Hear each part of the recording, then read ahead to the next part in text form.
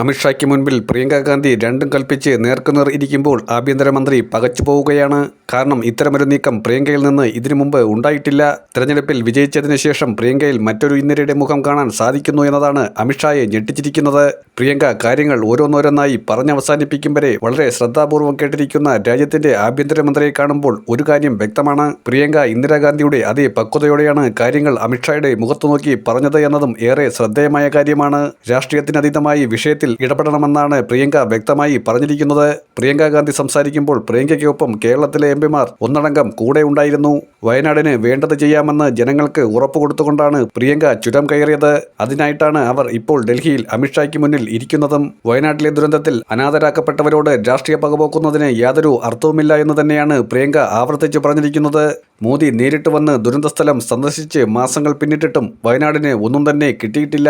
മോദി പിന്നെ എന്തിനായിരുന്നു ഇവിടെ വന്നത് എന്ന ചോദ്യത്തിന് ഉത്തരമില്ലാതിരിക്കുമ്പോഴാണ് പ്രിയങ്ക അമിത്ഷായ്ക്ക് മുന്നിൽ കേരളത്തിലെ മുഴുവൻ എംപിമാരുടെ സാന്നിധ്യത്തിൽ കാര്യങ്ങൾ അവതരിപ്പിച്ചിരിക്കുന്നത്. ദുരന്തബാധിതർക്ക് അടിസ്ഥാന സൗകര്യങ്ങളും വീടും അടക്കമുള്ളവ അടിയന്തരമായി നിർമ്മിച്ചു നൽകണമെന്നാണ് പ്രിയങ്ക ചൂണ്ടിക്കാണിക്കുന്നത്. വയനാട്ടിൽ ദുരന്തബാധിതർ സർവ്വതും നഷ്ടപ്പെട്ടവരാണ്. കുടുംബത്തിലെ എല്ലാ അംഗങ്ങളെയും നഷ്ടപ്പെട്ട നിരവധി പേരുണ്ട്.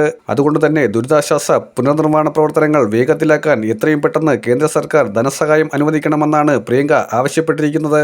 ദുരന്തം നടന്ന് 4 മാസം പിന്നിട്ടിട്ടും ഇതുവരെ നഷ്ടപരിഹാരം അനുവദിച്ചിട്ടില്ല എന്നുള്ളത് ശ്രദ്ധിക്കേണ്ട കാര്യമാണ്. പ്രധാനമന്ത്രിക്കും ആഭ്യന്തരമന്ത്രിക്കും പ്രിയങ്ക നിവേദനം നൽകിയിട്ടുണ്ട്. ഇക്കഴിഞ്ഞ ജൂലൈ 30-നായിരുന്നു രാജ്യത്തെ ഏറ്റവും വലിയ ദുരന്തങ്ങളിലൊന്നായ ഉരുൾപൊട്ടൽ വയനാട്ടിൽ സംഭവിച്ചത്. ഉരുൾപൊട്ടലിൽ വയനാട്ടിലെ 3 ഗ്രാമങ്ങളാണ് ഒലിച്ചുപോയത്. സർക്കാരിന്റെ കണക്കനുസരിച്ച് 231 പേരാണ് ദുരന്തത്തിൽ മരിച്ചത്. 47 പേരെ ഇനിയും കണ്ടെത്തിയിട്ടില്ല.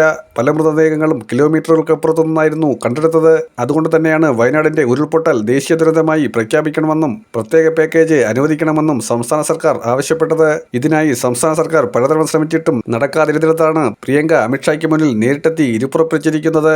വയനാടിന്റെ ദുരിതാശ്വാസ പദ്ധതിക്ക് വേണ്ടി അനുവദിക്കേണ്ട തുക കേന്ദ്രം പൂഴ്ത്തിവെക്കുമ്പോൾ അത് പിടിച്ചു വാങ്ങേണ്ടത് നിയുക്ത വയനാട് എംപിയുടെ കടമയായി മാറിക്കഴിഞ്ഞിരിക്കുന്നു. ഉടനടി കേന്ദ്രം വയനാടിന്റെ പ്രത്യേക പാക്കേജായി 1000 കോടി അനുവദിക്കുന്നതുമായി ബന്ധപ്പെട്ട വിഷയത്തിൽ ഇനിയൊരു കാത്തിരിപ്പ് അനുവദനീയമല്ല എന്ന് തന്നെയാണ് പ്രിയങ്ക പറഞ്ഞിരിക്കുന്നത്.